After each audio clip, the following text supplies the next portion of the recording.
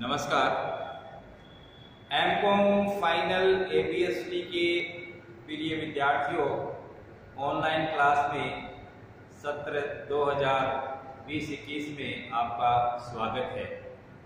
Corona महामारी की वजह से फेस टू फेस क्लास में बैठ के पढ़ते थे, वो अभी संभव नहीं है। इसका दूसरा उपाय ऑनलाइन स्टडीज लेक्चर रिकॉर्ड करके आपके पास भेजे जा रहे हैं। वो बात तो नहीं है कि क्लास में फेस टू फेस पढ़ते थे, लेकिन इससे भी आपको ऑनलाइन क्लासेस से भी बहुत से आपको दिशा निर्देश और फायदा होने वाला है। आप अच्छी तरह से इस पर ध्यान दें। विद्यार्थियों, आपके एमकॉम फाइनल में 5 पेपर हैं और उस पेपर में एक पेपर है आपका compulsory paper for GST, goods and services tax, वस्तु एवं सेवा कर। इस क्लास में आने से पहले आपने GST शब्द को कई बार सुन लिया होगा और आपके मन में ये लालसा भी है कि GST क्या है, गुड्स एंड सर्विसेज टैक्स क्या है। इसका बोलना आपको आ गया, लेकिन वास्तव में इसकी गहराई क्या है, का अर्थ क्या है, इसको आपको इस पेपर में समझना होगा।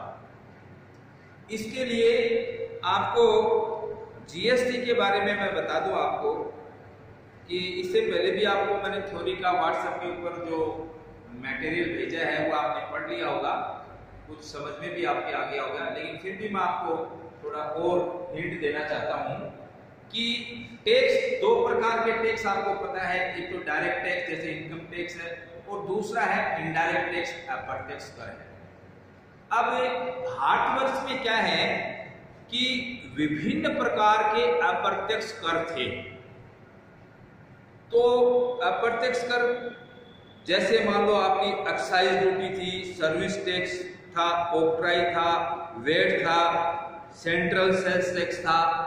इस तरह से कम 20-30 प्रकार के इनडायरेक्ट टैक्सेस थे और उन इनडायरेक्ट टैक्सेस के जो रूल्स एंड रेगुलेशंस थे वो भी बड़े जटिल और कॉम्प्लिकेटेड थे।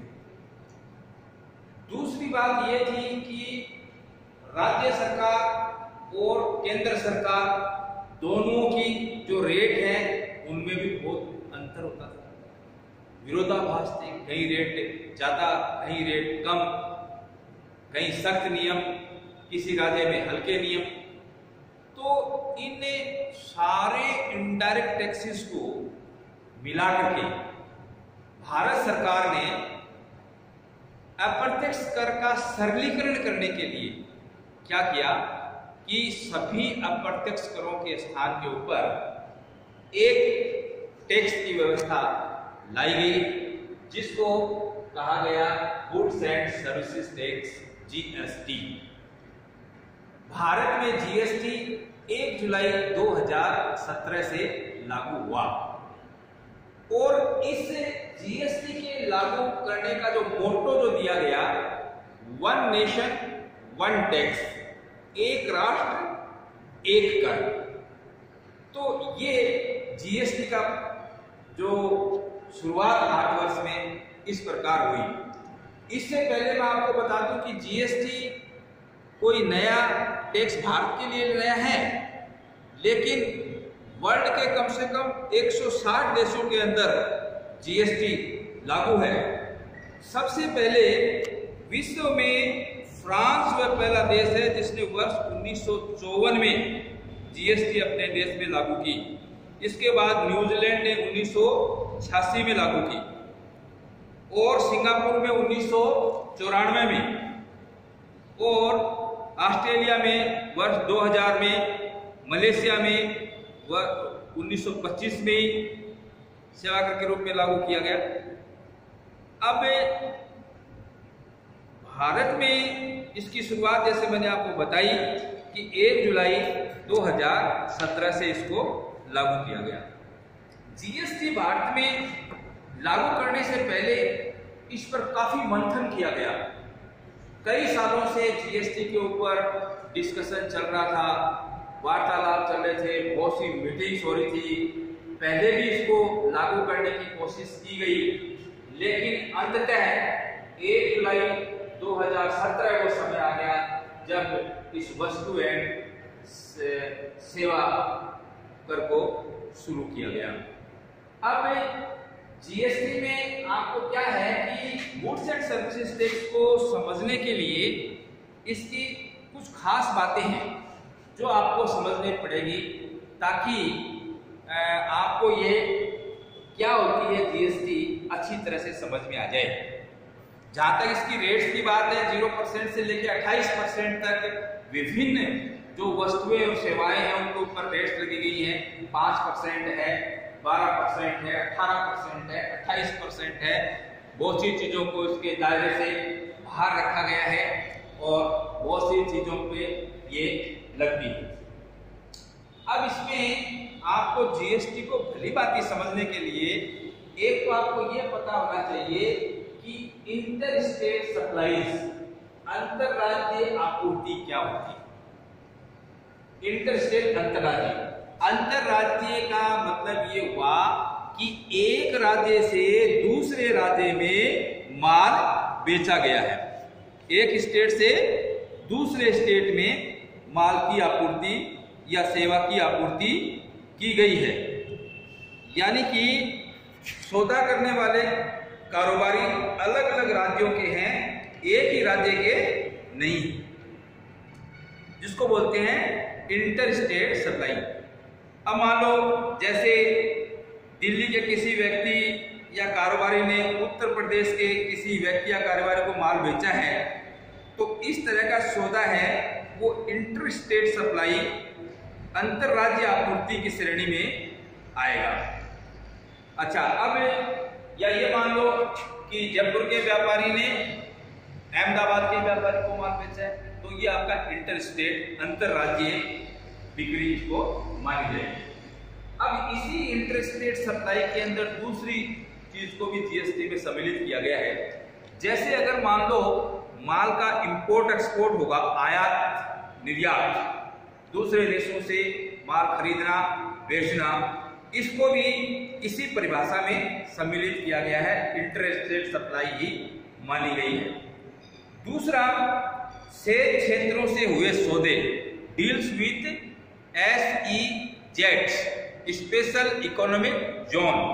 इस क्षेत्र में सेल्स डेवलपर या सेल्स यूनिट को बेचा गया माल या सेवा भी इंटर स्टेट की श्रेणी में रखी गई है।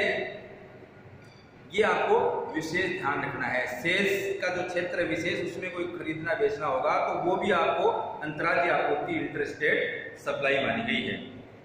और ऐसे बहुत से अन्य सौदे भी हैं जो इंट्रा स्टेट राज्यांतरिक बिक्री में नहीं आती, वो अंतरराज्यीय बिक्री के अंदर, आपूर्ति के अंदर उनको सम्मिलित किया जाएगा। दूसरी चीज है आपकी इंट्रा स्टेट सप्लाईज, राज्यांतरिक आपूर्ति। इसका क्या अर्थ है? इसका अर्थ ये है कि जब किसी सामान या सेवा का सौदा एक ही राज्य के दो व्यक्तियों या कारोबारियों के बीच होता है तो उसे राज्यांतरिक आपूर्ति, इंट्रा स्टेट सेल्स कहा जाता है। जैसे मान लो अलवर का एक व्यापारी है, गंगानगर के व्यापारी को माल बेचता है तो राज्यांतरिक है। लखनऊ का व्यापारी गाजियाबाद के आदमी को बेचता है, राज्यांतरिक है। यानी राज्य के भीतर भीतर ही आपूर्ति, माल या सेवा की खरीदारी या उसको बिक्री किया जा रहा है, तो इसको आप कहेंगे इंट्रा स्टेट सप्लाई, राज्यांतरिक आपूर्ति। तो शॉर्टकट में आप ये रखो, इंटर स्टेट एक राज्य से दूसरे राज्य में, इंट्रा स्टेट उसी राज्य के अंतर्गत। ये दो टर्म आपको समझ में आनी चाहिए। अब इसके बाद मैं लेता हूं कि ये जो जीएसटी है, गुड्स एंड सर्विसेज टैक्स, इसमें चार जो है इसकी जिसको टाइप बोल सकते हैं, 4 टाइप्स ऑफ जीएसटी। जीएसटी के 4 भेद, जीएसटी के 4 भेद कौन कौन से? CGST, central goods and services tax, ये CGST. SGST state goods and services tax. UTGST undertaking goods and services tax. IGST integrated goods and services tax. ये इनका अर्थ है। केंद्रीय वस्तु एवं सेवा कर, राज्य वस्तु एवं सेवा कर, और जो आपकी यूनियन टेरिटरीज है, केंद्र प्रशासित जो राज्य हैं, वो केंद्र प्रशासित राज्य गुड्स एंड सर्विसेज टैक्स, और एक इंटीग्रेटेड एकीकृत गुड्स एंड एकीकृत सेवा एवं माल कर। तो ये जो चार चीजें, ये टर्म आपको समझ में आ जानी चाहिए। अब आपको क्या ध्यान देना है, देखो कि जब ये आपकी central goods and services tax है, ये कब लगता है सीजीएसटी? ये सीजीएसटी और एसजीएसटी कब लगेगा? जब किसी राज्य के भीतर ही या किसी यूटीजीएसटी के भीतर ही जब माल बिक्री होता है, किसी राज्य के अंदर ही माल हुआ, राज्य एक राज्य से दूसरे राज्य में नहीं गया, उसी राज्य में हुआ। जैसे राजस्थान में अजमेर से माल भीलवाड़ा बेचा गया है, तो उसमें ये सीजीएसटी भी लगेगी और एसजीएसटी भी लगेगी। दोनों की रेट बराबर बराबर होती है। यानी मान लो कि 18% अगर जीएसटी है तो 9% सीजीएसटी और 9% एसजीएसटी। ये उसी राज्य में माल बिकेगा तब लगेगा। और उसके बाद यूटीजीएसटी, ये क्या है कि जब यूनियन टेरिटरी जो है उनमें जो माल बिकेगा तो उसमें एसजीएसटी की जगह क्या लग जाएगा? यूटीजीएसटी। यानी सीजीएसटी तो लगेगी और साथ में क्या लग जाएगी? यूटीजीएसटी। अब जो आपके यूनियन टेरिटरीज हैं, भारत में आपको पता है 7 यूनियन टेरिटरीज हैं। कौन कौन सी? एक तो आपका दिल्ली, पांडुचेरी, चंडीगढ़, दादरा नगर हवेली, दमन दीव, लक्षद्वीप, अंडमान एंड निकोबार। अब इसमें चौथी बात आती है IGST, integrated goods and services tax. ये कब लगेगा? जब माल एक राज्य से दूसरे राज्य में बिक्री किया जाएगा। जब एक स्टेट से दूसरे स्टेट के अंदर माल बिकेगा तो उसमें आपके लग जाएगा IGST, integrated goods and services tax. तो बच्चों, अब इसमें जीएसटी के बारे में क्या है कि अप्रत्यक्ष, विभिन्न प्रकार के अप्रत्यक्ष करों को मिला करके नया रूप दिया, नाम दिया जीएसटी। अब इसमें क्या है कि एक आपकी जीएसटी काउंसिल है, जीएसटी काउंसिल। अब जीएसटी काउंसिल में क्या है कि वस्तु एवं सेवा कर परिषद भारतवर्ष के अंदर है, जिसके वित्त विभाग से, वित्त से संबंधित जितने भी मंत्री हैं पूरे भारतवर्ष के अंदर, सरकार, राज्य सरकार के, वो उसके मेंबर हैं, और जो अदर फाइनेंशियल एक्सपर्ट्स हैं वो इसके मेंबर हैं।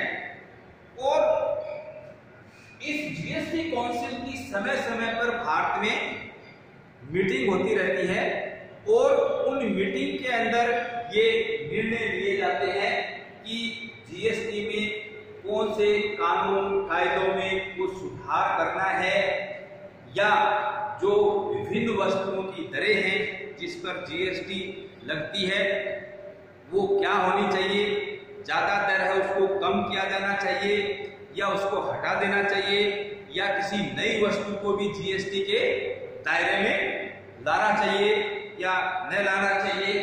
ये जीएसटी काउंसिल जो है मीटिंग इनकी होती रहती है, और उन मीटिंग के अंदर इस जीएसटी से संबंधित निर्णय लिए जाते हैं। अब जीएसटी के आने से क्या हुआ कि एक तो कर का सरलीकरण हो गया, कर का ढांचा आसान हो गया, कंप्यूटराइज काम ज्यादा हो गया, कर की चोरी होने से रुक जाएगी क्योंकि सारा काम ऑनलाइन हो गया है। इसलिए कोई व्यक्ति गबनबाजी, चोरी, कर चोरी करने में हिचकिचाएगा और सरकार को, राज्य सरकार को और केंद्र सरकार को दोनों ही के लिए कर की अच्छी वसूली होगी। तो आज के लिए बच्चों इतना ही है। धन्यवाद। आपने जो मेरा लेसन सुना जीएसटी का, धन्यवाद बहुत बहुत।